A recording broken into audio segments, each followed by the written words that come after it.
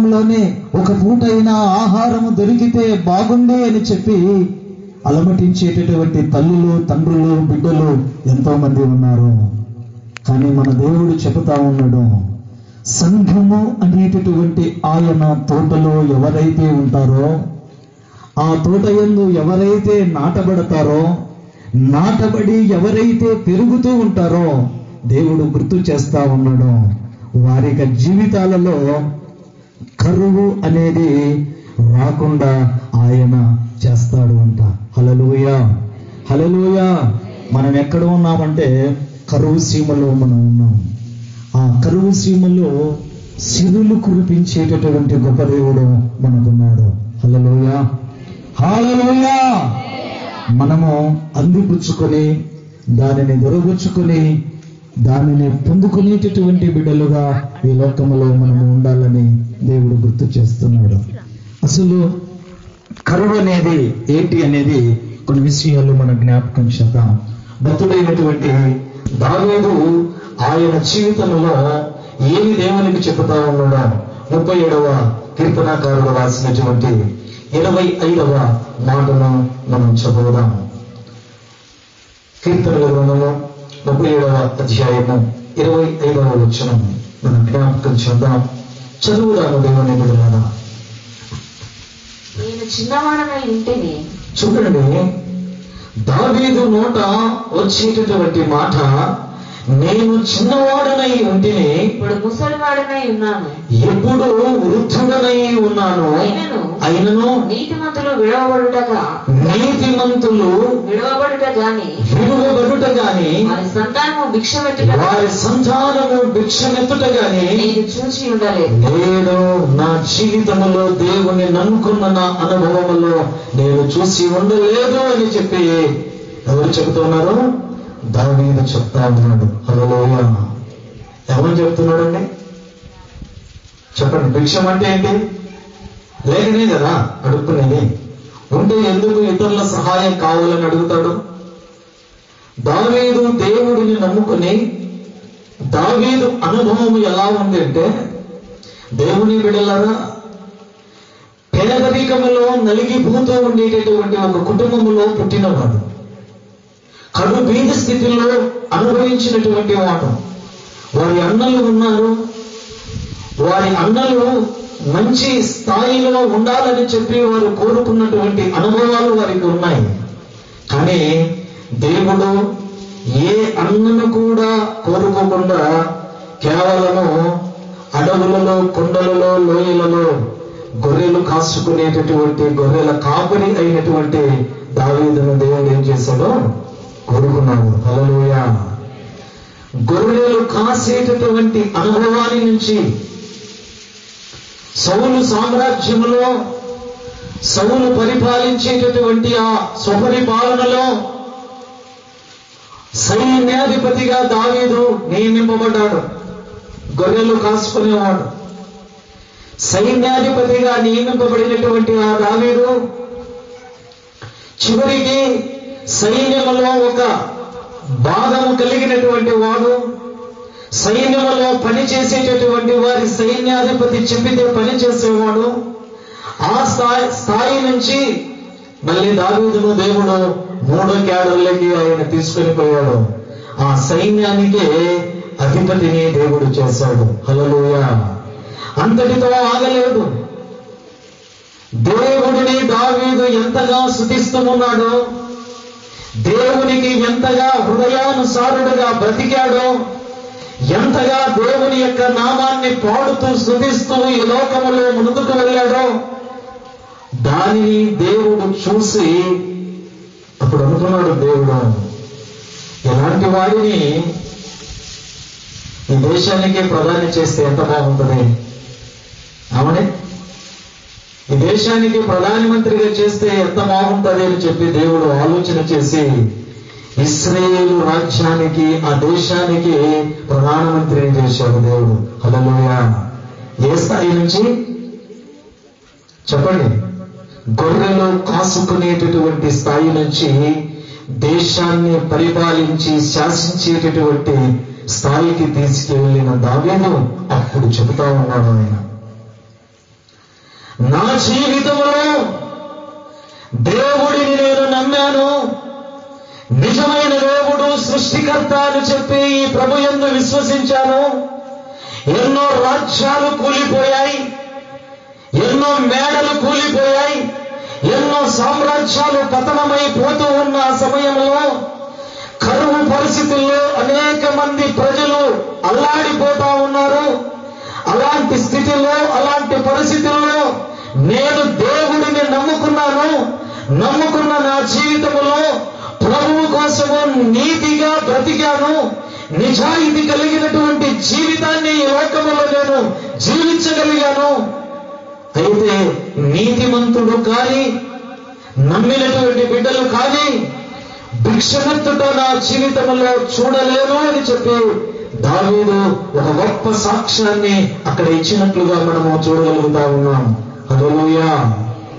ఈరోజు ఎన్నో సంవత్సరాలు అవుతుంది, మన పిల్లలు దేవుని నమ్ముతూ ఉన్నారు. కుటుంబాలు దేవుని యందు విశ్వసిస్తున్నాయి. ఈరోజు దేవుని సన్నిధిలో, దేవుని మందిరం దగ్గర కూర్చున్నటువంటి నీవు ఒక మంచి మనసుతో ఆలోచన చేస్తే బాగుంటుందని దేవుడు గుర్తు చేస్తా ఉన్నాడు. దేవుని బిడ్డలారా, ఆయనంట ఎవరు కూడా భిక్షమెత్తుట, కరువులో ఉండుట, సహాయం కోసము ఎదురు చూచుట అనేది ఆయన జీవితంలో లేకుండా దేవుడు ఆయన కళ్ళతో పేదరికం అనేది కనబడకుండా చూడగలిగాను అని చెప్పి ఒక మంచి సాక్ష్యాన్ని దావీదు చెప్పగలిగాడు. ఈరోజు అదే సాక్ష్యాన్ని నీవు నేను కూడా చెప్పాలని దేవుడు ఆశపడతా ఉన్నాడు. హల్లెలూయా, హల్లెలూయా. అలా చెప్పాలి అంటే మనము తోటను ఇష్టపడాలి. తోటను, హల్లెలూయా. ఈ తోట యందు శ్రద్ధను కలిగి ఉండాలి. ఈ తోటను ఎప్పుడు ప్రేమించేటటువంటి బిడ్డలుగా ఉండాలి. ఈ తోటను ఎప్పుడు మనకు వీలు దొరికినప్పుడల్లా ఆ తోటలోకి వచ్చి సమయాన్ని వెచ్చించి ఆ తోటలోనే మన సువిశేష జీవితాన్ని అర్పించేటటువంటి బిడ్డలుగా మనం ఉన్నప్పుడు మన జీవితంలో కూడా కరువు అనే దానిని రాకుండా చేయగలిగినటువంటి శక్తి కలిగినటువంటి దేవుడు మన దేవుడు. హల్లెలూయా, హల్లెలూయా. అదే కీర్తనలో 36వ అధ్యాయము 8వ వచనాన్ని కూడా మనం చదువుదాం. దేవుని బిడ్డలారా, ఏమి ఉంటుందో అక్కడ గుర్తు చేస్తానన్నాడు. నీ మందిరము సమృద్ధి వలన నీ ఆనంద ప్రవాహములో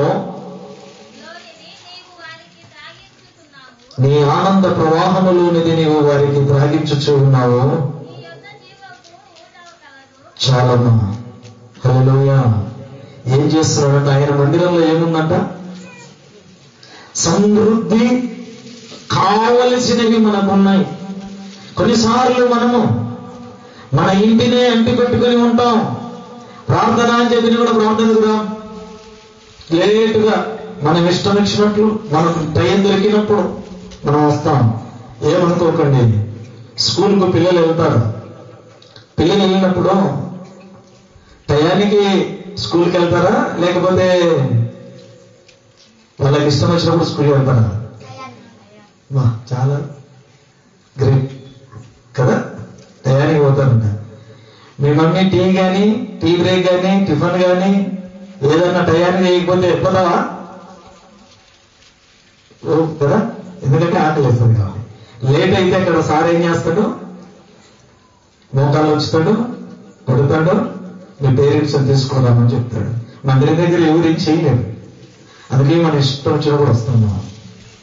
అది దేవుని బిడ్డలకు ఉండేటటువంటి క్రమం కాదు. మందిరములో సమృద్ధి ఉంది, తృప్తిపరిచేది ఉంది.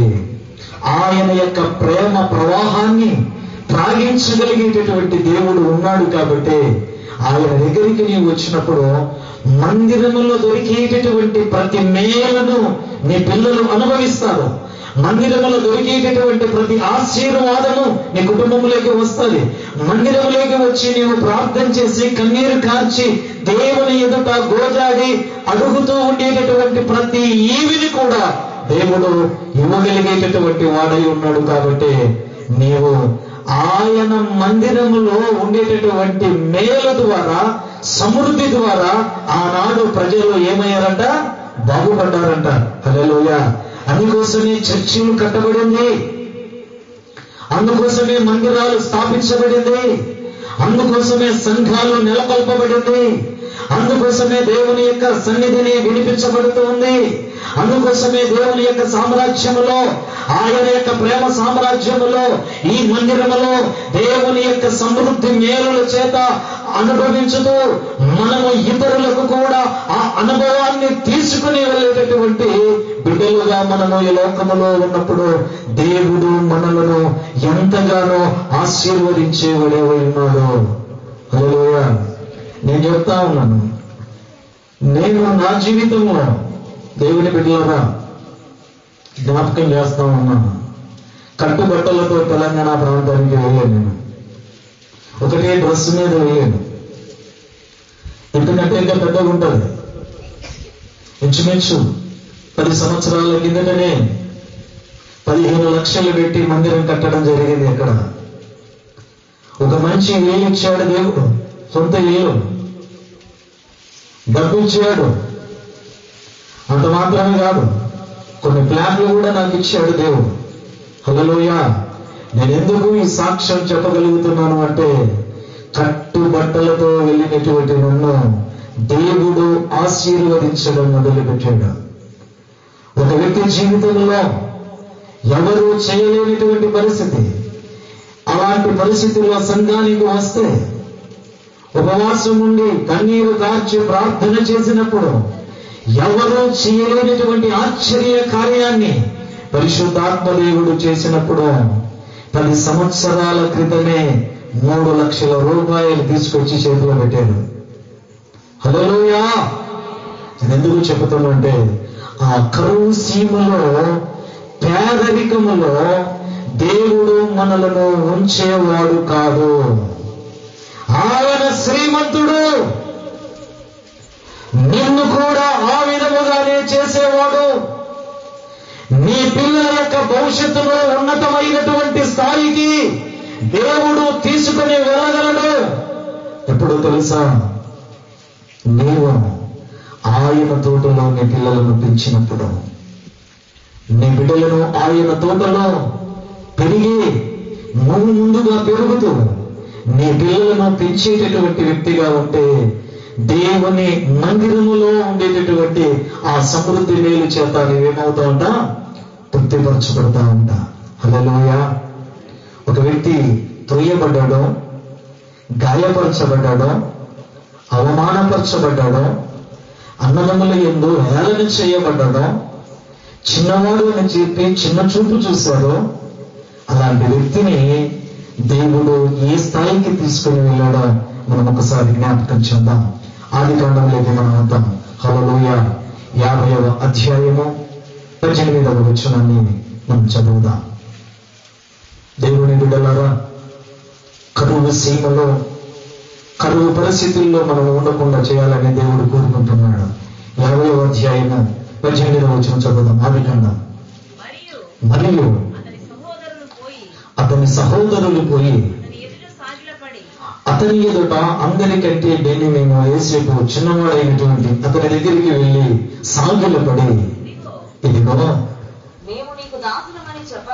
నీకు మేము దాసులము అని చెప్పగా, యోసేపు చెబుతా ఉన్నాడు, భయపడకుడి, నేను దేవుని స్థానమందున్నానా, నేను దేవుని స్థానమునందున్నానా, మీరు నాకు కీడు చేయను ఉద్దేశించితిరి గాని, మీరు నాకు నష్టము పేదరికము కలగజేయ ఉద్దేశించితిరి గాని, నేటి దినమున జరుగుచున్నట్లు అనగా బహు ప్రజలను బ్రతికించినట్లుగా అది మేలుకే దేవుడు ఉద్దేశించెను. కాబట్టి భయపడకుడి నేను మిమ్మును మీ పిల్లలను పోషించెదనని చెప్పి వారిని ఆదరించి వారితో ప్రీతిగా మాట్లాడాను. హల్లెలూయా. ఏంటండి వీరి తండ్రి పేరు ఏం పేరు? అందరికీ తెలుసు.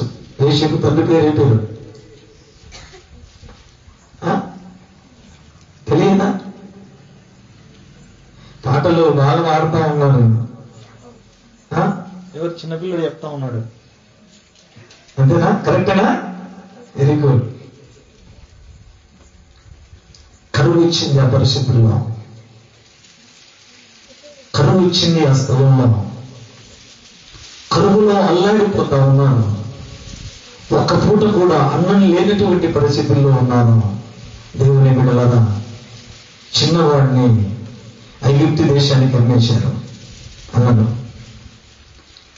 అమ్మబడినటువంటి అనుభవాలలో ఉండి ఒక అన్య దేశంలో బ్రతుకుతూ, అన్యుల మధ్యన జీవిస్తూ, అన్యులతో సహవాసం చేస్తూ, దేవుని బిడ్డగా ఏ రోజు కూడా తన భక్తి విషయంలో, ఆత్మీయ విషయంలో, పరిశుద్ధతలో, నమ్మకములో, ప్రభువుకు ఏ విషయంలో తప్పిపోయిన వాడిగా ఉండకుండా ఆ యవ్వన కాలంలో ఉండేటటువంటి ఆ యేసుకు దేవుని విషయంలో, దేవుని కోసము ఒక అన్య ప్రాంతంలో కూడా బ్రతకడానికి ఇష్టపడి జీవించినప్పుడు దేవుడు చూస్తూ ఉన్నాడు. ఎన్నో అవకాశాలు, ఎన్నో తప్పులు చేయడానికి, ఎన్నోసార్లు పాపములో బ్రతకడానికి, ఎన్నో సందర్భాలలో యేసేపుకు అవకాశాలు దొరికి ఉన్నప్పటికీ కూడా తన పవిత్రతను ఆ విధంగానే నిష్కలంకంగా కాపాడుకుంటూ ప్రభువు కోసము ప్రభు తోటలో బ్రతికాడు. కాబట్టి దేవుడు ఏం చేశాడంటే మొత్తం ధాన్యం అంతా ఆ ఐగుప్తు దేశానికి దర్శనము ద్వారా, కరువు వస్తుంది, ప్రజలందరూ కరువులో అల్లాడిపోతారు, వారికి కావలసిన శరీర సంబంధమైనటువంటి ఆహారము దొరకక ప్రజలు చనిపోతారు అనేటటువంటి ఆలోచన చేత దేవుడు దర్శనము చూపించే దేవుని బిడ్డలారా యోసేపు ద్వారా ఐగుప్తు దేశానికి ధాన్యాన్ని, ఆహారాన్ని సిద్ధం చేశాడు. అక్కడ వాక్యం సెలవిస్తుంది, ఆయన బ్రతకడమే కాదు, అనేకులను బ్రతికించడం కోసము దేవుడు నన్ను ఈ విధముగా చేశాడు. మీ ద్వారా కొన్నిసార్లు కష్టాలు వచ్చినప్పుడు, ఇబ్బందులు కలుగుతూ ఉన్నప్పుడు, మన జీవితాలలో వ్యతిరేకతలు కలుగుతూ ఉన్నప్పుడు దేవుణ్ణి నేను నమ్మాను. ఎందుకు ఇలా జరుగుతుంది? నాకేనా ఇలా జరగాలి? నా కుటుంబంకేనా ఇలాంటి కష్టాలు రావాలి అని చెప్పి చాలా సందర్భాలలో ప్రార్థన చేస్తూ కూడా బాధపడుతూ ఉంటారు. యేసేపు అలా లేదు. దేవుని బిడ్డలారా, ఆయన అన్నాడు, మీరు నాకు కీడును చేయాలనుకున్నారు, మీరు నాకు నష్టము చేయాలనుకున్నారు, నన్ను ఇబ్బందుల గుండా ప్రయాణం చేసేటట్లు చిన్న వయసులో నా జీవితాన్ని అలా చేశాను. కానీ కీడుకు కీడే మందు అని చెప్పి ఏ రోజు కూడా యేసేపు చెప్పలేదండి. వాక్యం చదివిస్తుంది. ఆయన అన్నాడు, అన్నా సహోదరులారా, బ్రదర్స్, ఇదిగో నేను పూజిస్తాను మిమ్మల్ని. హల్లెలూయా. అన్నదమ్ములలో ఇలాంటి ప్రేమ ఉందా? అన్నదమ్ములలో ఇలాంటి యూనిటీ ఉందా? అన్నదమ్ములలో ఇలాంటి ఐక్యత ఉందా? తప్పు చేసినా నా తమ్ముడే కదా నేను సర్దుకుపోయి అన్నలు ఉన్నారా? తప్పు చేస్తే మా అన్ననే కదా క్షమించి అన్న చెప్పినట్టు నేను వింటాను అని చెప్పేటటువంటి అన్నలు ఉన్నారా? కానీ చిన్నవాడైనా యేసేపు తన జీవితంలో చెప్తా ఉన్నాడు, నిన్ను నేను పోషిస్తాను. ఆ మాట ఎవరు చెప్పాలి?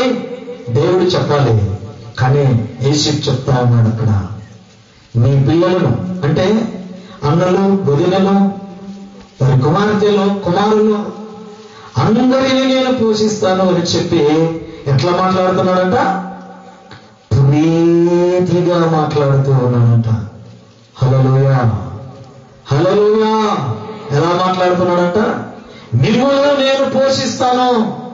ఈ మాటను జ్ఞాపకం చేసుకున్నప్పుడు దేవుని సన్నిధిలో నేను ఒక పాట రాయడం జరిగింది.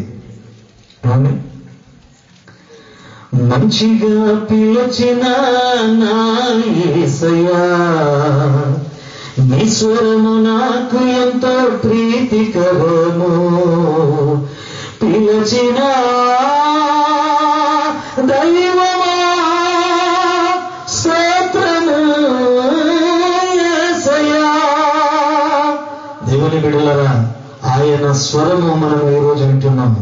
యేసు చెబుతా ఉన్నాడు, అన్నా నీ పిల్లల్ని నేను పోషిస్తాను. నాయన పంపించాడు, రే ఐగుప్తు దేశంలో ధాన్యం దండి ఉందంట, పోయి తీసుకురాపు అని చెప్పి 2 కళ్ళు కనబడిన ఆ తండ్రి తన కుమారులను పంపిస్తే ఇప్పుడు అదే దేశానికి యేసేపు ఏమయ్యాడు చెప్పండి?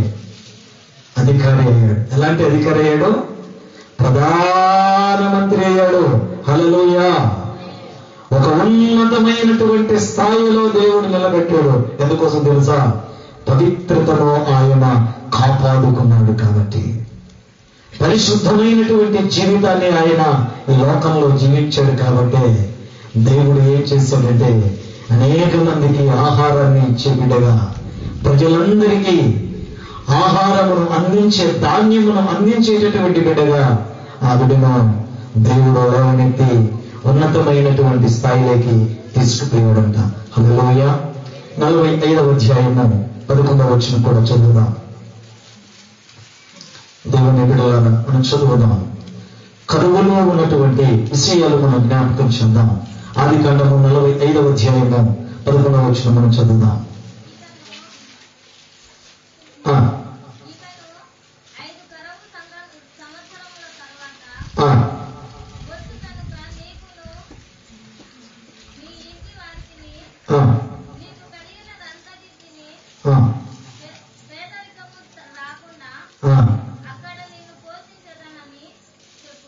చప్పట్లు కొట్టి దేవుని మహిమ పొందుతాం. హల్లెలూయా. నీకు, నీ కుటుంబములకు, నీకు పుట్టేటటువంటి పిల్లలకు కరువు రాకుండా, పేదరికం అనేది దరిదాపులోకి రాకుండా ఏం చేస్తాడంట దేవుడు? నేను పోషిస్తాను. హల్లెలూయా. యేసేపు అక్కడ అన్నలను ఆదరించాడు. యేసేపు అక్కడ అన్నలకు వాగ్దానం చేశాడు, మీ కుటుంబంలో బాధ్యత నాది, ఆ బరువును నేను మోస్తాను, ఏదైతే ఎంతైతే సమృద్ధి ఆహారం కావాలనో అంత మీరు తీసుకుని వెళ్ళొచ్చు అని చెప్పాడు. దేవుడు గుర్తు చేస్తా ఉన్నాడు, నీకు, నీ కుటుంబానికి, నీ పిల్లలకు దేవుడు ఏం చేస్తాడంట? కరువు రాకుండా, పేదరికం రాకుండా, దరిద్రం అనేది రాకుండా నేను నిన్ను పోషిస్తాను అని చెప్పి దేవుడు చెబుతున్నాడు. అంటే దేవుడు నిన్ను పోషించేవాడు.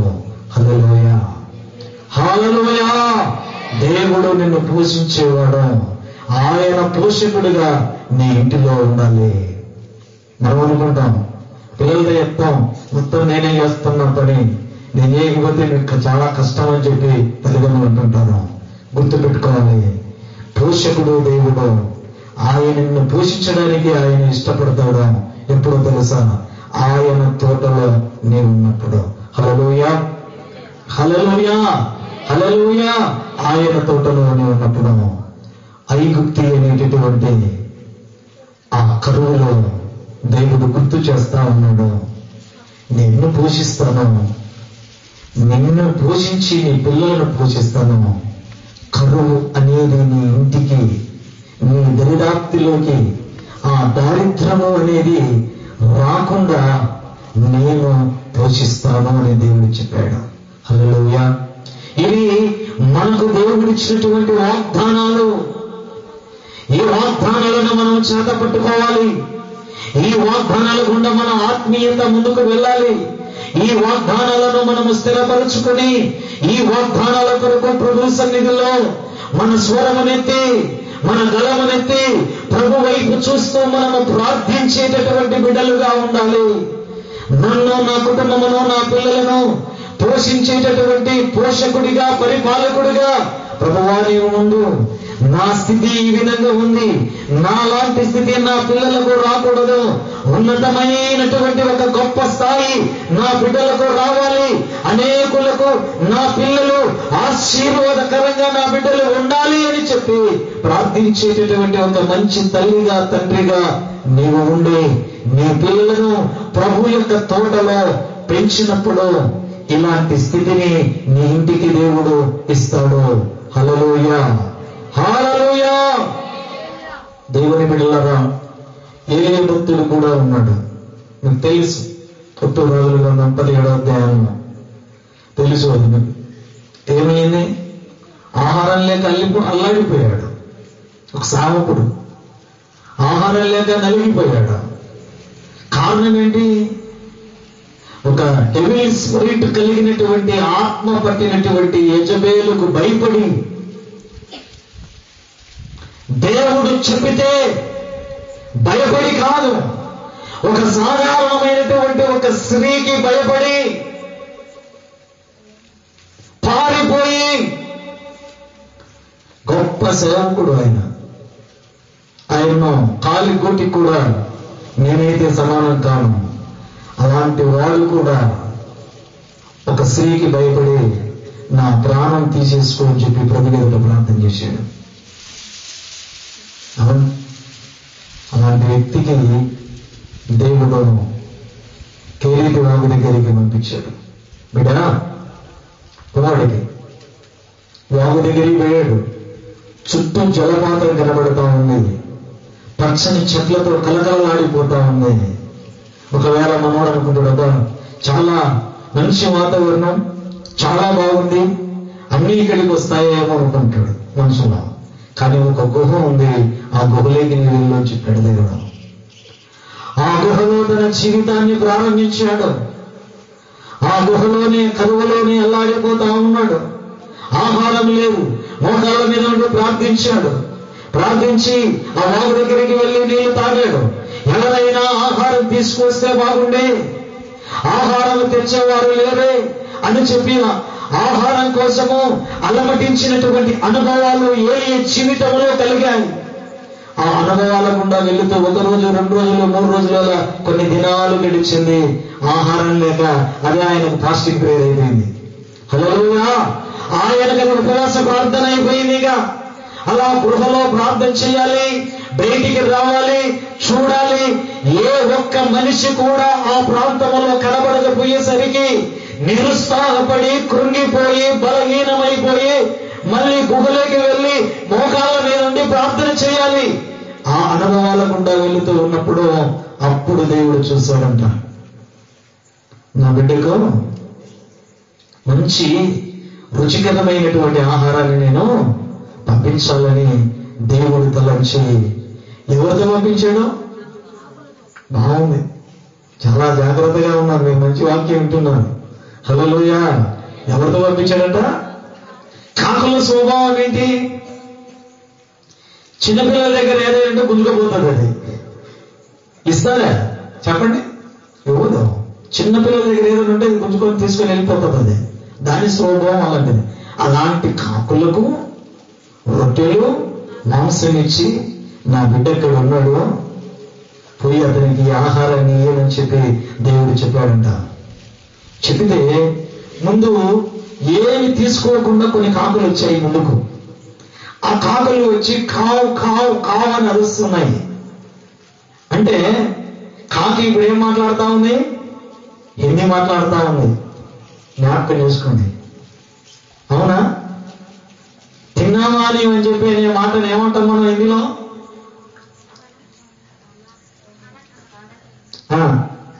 అంటారా? ఒకవేళ తిన్న తర్వాత ఏం చెప్తావు? తిన్నామని అడిగితే కావంటావా లేదా? అది హల్లెలూయా. హిందీ మాట్లాడుతా ఉంది మాటల్లోనే కాకి. గుర్తుపెట్టుకుని దేవుని బిడ్డలారా, ఆ కాకి కొన్ని అరుస్తా ఉన్నాయి. ఏలీను నువ్వు తిన్నావా తిన్నావా తిన్నావా అని అడుగుతున్నాయి.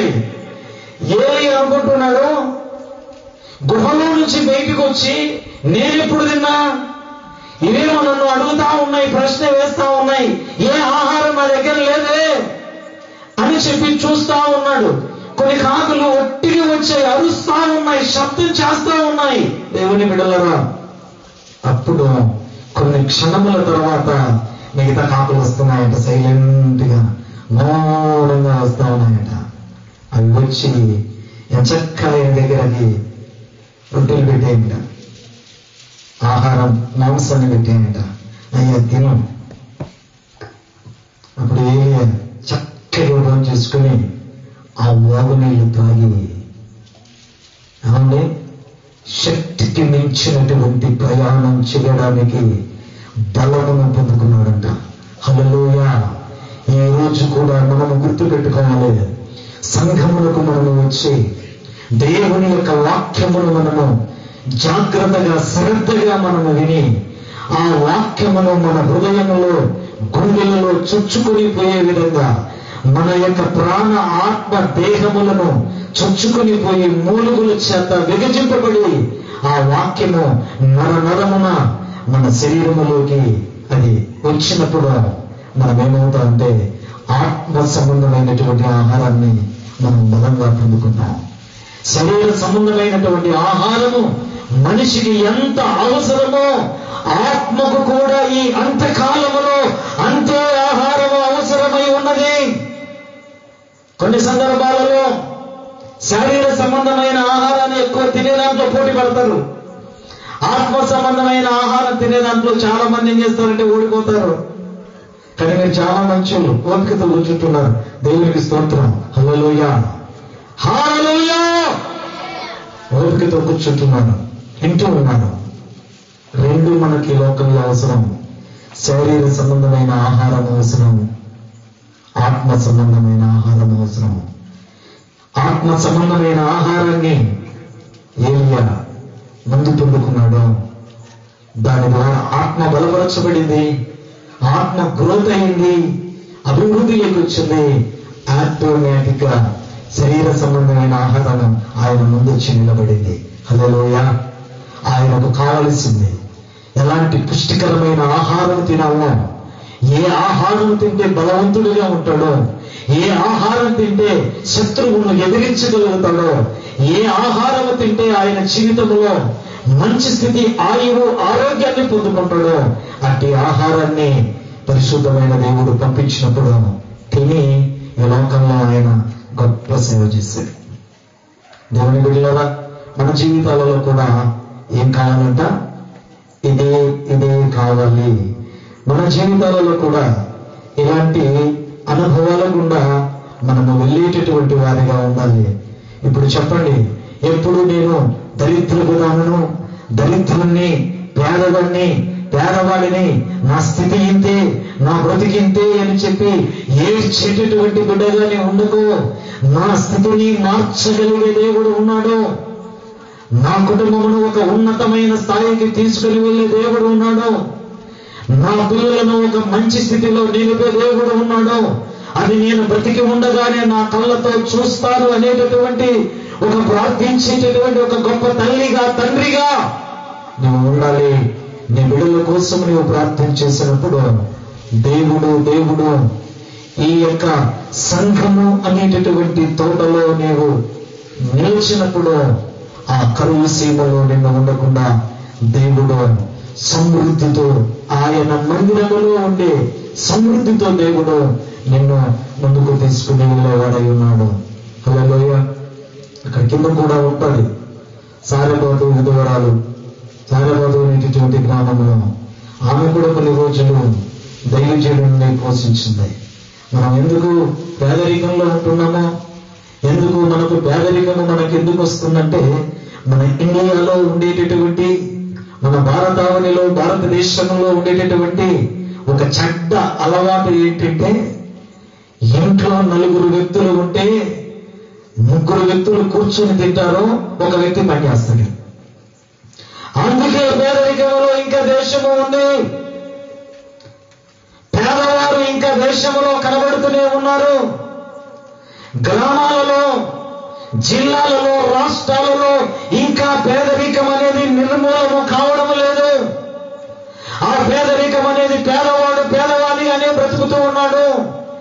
ఇంకా ఎవరొకరు ప్రభుత్వమా, లేకపోతే ప్రజల, కులం వాళ్ళ, రైతుల, ఉన్నతమైన స్థాయిలో ఉన్న వాళ్ళ ఇంకా మనకు సహాయం చేస్తే చేతులు చాచి తీసుకుందామనేటటువంటి ఆలోచనలోనే ప్రజలు బ్రతుకుతూ ఉన్నారు.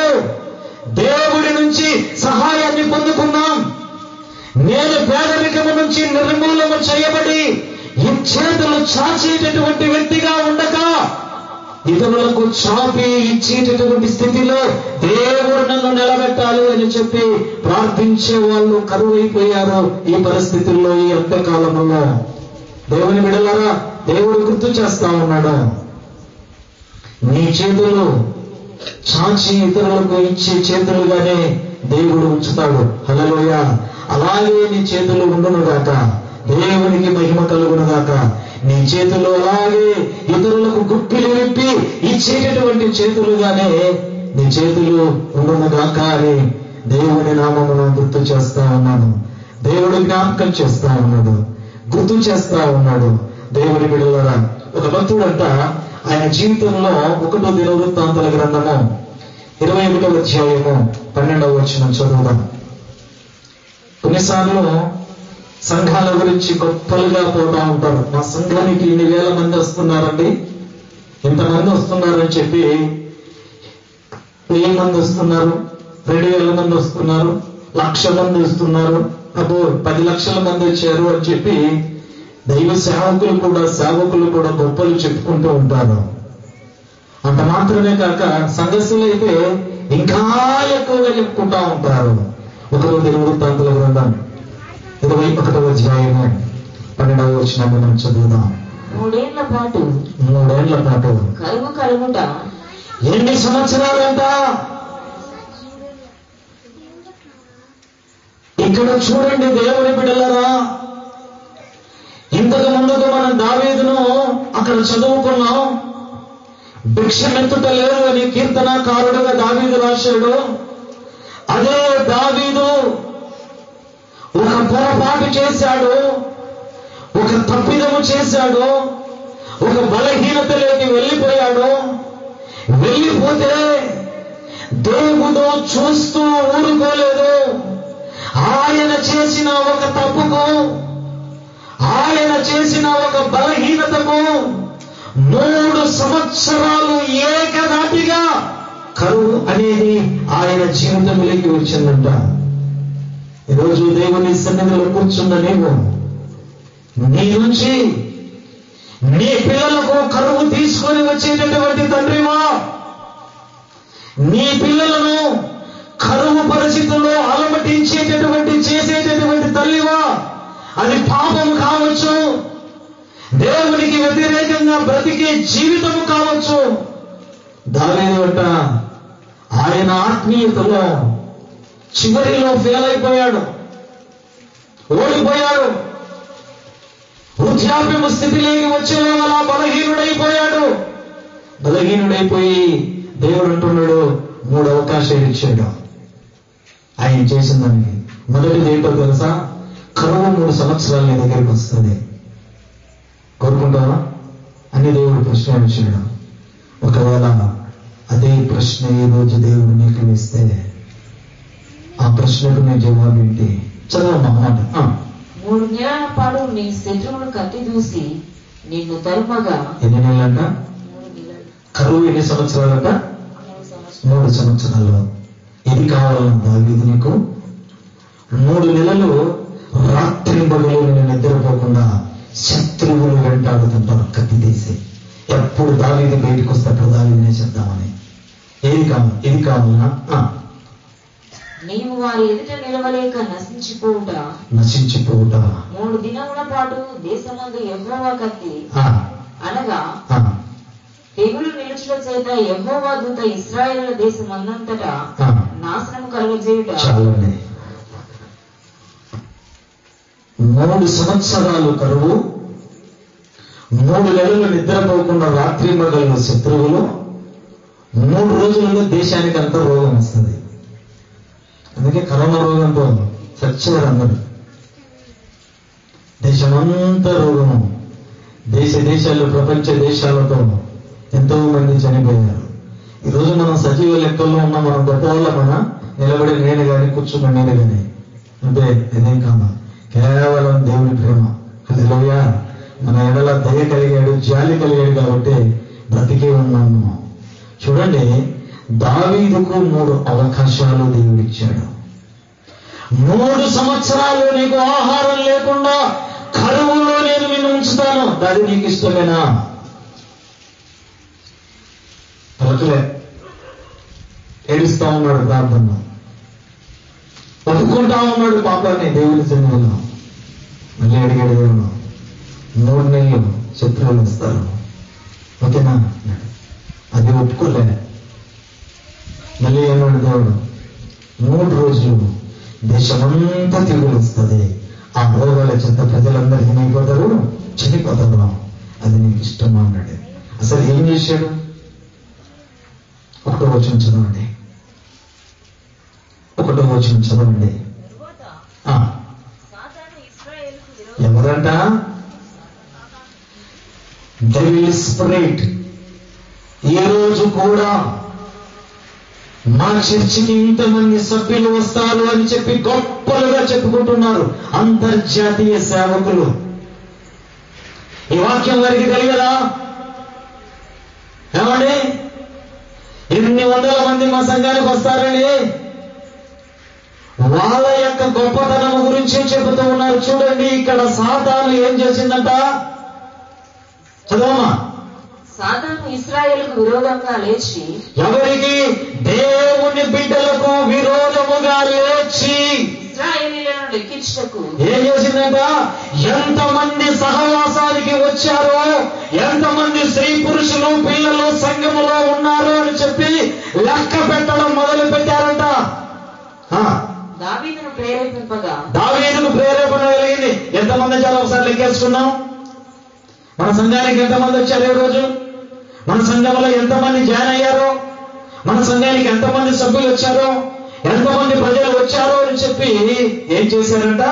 దావీదుకు సాతాను ప్రేరేపణ కలిగించి, దావీదు యోవాబుకును జనుల యొక్క అధిపతులకు మీరు వెళ్ళి బెయేర్షెబా మొదలుకొని 5వ వచనం చదవమా. ఇశ్రాయేలీయులందరిలో కత్తి దూయువారు 11 లక్షల మంది. ఎంతమంది అంట? 11 లక్షల మంది.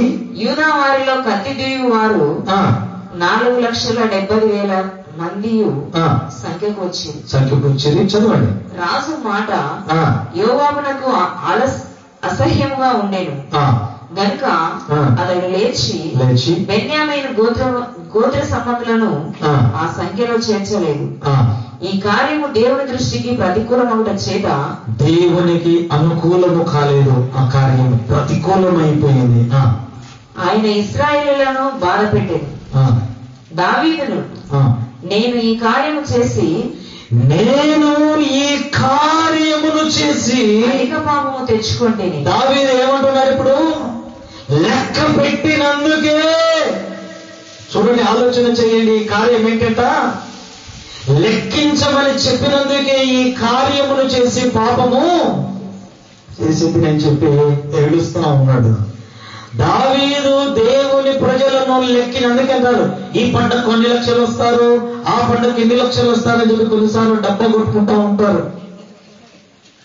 ఈ వాక్యం వల్ల తెలియదా? అభిషక్తులే కావచ్చు, ఆత్మీయులే కావచ్చు, దేవుని నడిపింపే కావచ్చు. ఈ వాక్యం ఏమైంది? కొన్నిసార్లు ఈ పండుగ వచ్చిందండి, ఈ పండుగ పాస్టర్లు పెట్టారు, సమాసం పెట్టారు, ఇన్ని లక్షల మంది, ఎంత జనం అని. పోయిన నీకు కూడా రోగం వస్తుంది, జాగ్రత్త. పోయిన నీకు కూడా శత్రువు వెంటాడుతాడు, జాగ్రత్త. పోయిన నీకు కూడా కరువు వస్తుంది, జాగ్రత్త. అది లెక్కించకూడదు సంఖ్యను. ఏ సంఘమైనా సరే, భూమి మీద ఉండగా ఉంచబడినటువంటి ఏ సంఘ సహవాసము కూడా ఇంతమంది ప్రజలు వస్తున్నారు అని చెప్పి లెక్క చేయకూడదు. ఒకవేళ లెక్క పెట్టి ఆ లెక్కను వచ్చారు అని చెబితే అది దేవుని దృష్టిలో ఏమవుతుందంట? పాపమైనది. అక్కడ పరిశుద్ధం ఉండదు. గుర్తు పెట్టుకున్నాము. అలా లెక్క పెడితే కరువు వస్తుంది.